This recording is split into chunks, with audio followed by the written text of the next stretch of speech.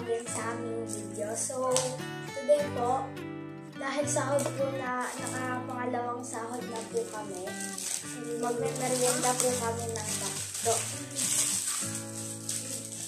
Pangalawang sahod guys namin sa YouTube. Kaya ayan. May merienda daw sila ng McDo. Tapos yung natitira kasi inaano namin yung pambili ng gamit niya sa school. Tsaka sa mga project niya sa school.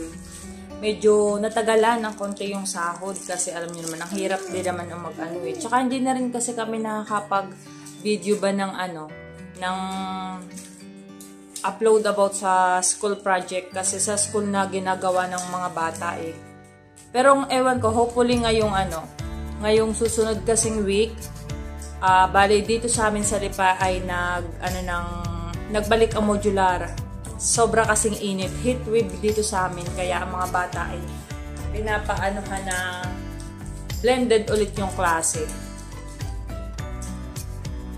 Salamat nga pala ulit kayo sa mga sumusuporta sa amin at sa mga nanonood ng videos sa amin.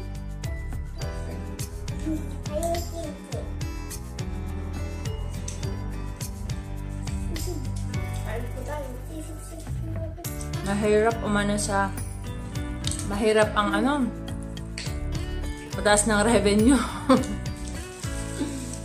Pero natagalan din kami bago nakasahod ng pangalawang salary sa YouTube. Pero okay lang, at least kahit papano.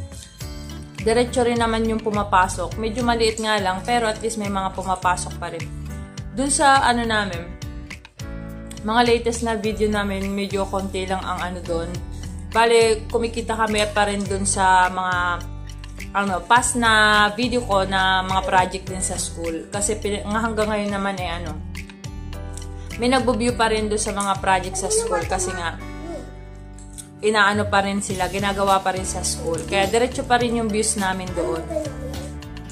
Minsan di ko napapansin pero one time na tingnan ko, malaki na rin pala yung views. Tapos pag inaano ko siya sa analytics, doon talaga kami kumikita sa video na yun, sa lahat ng project ng video ng panganay kong anak sa school.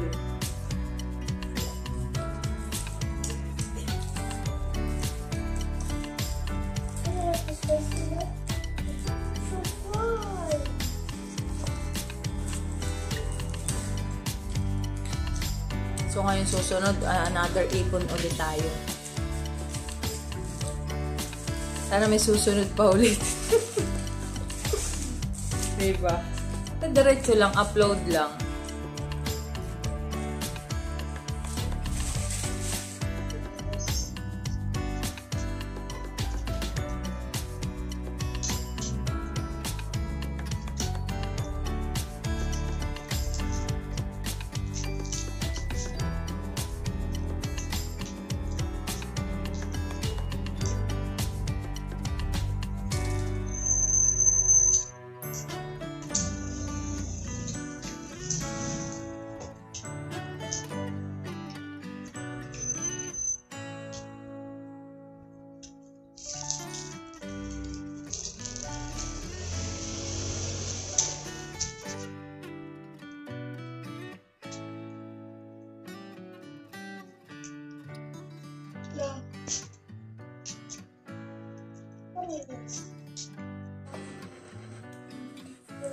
So, bye-bye po guys. Salamat po sa panonood ng video ito.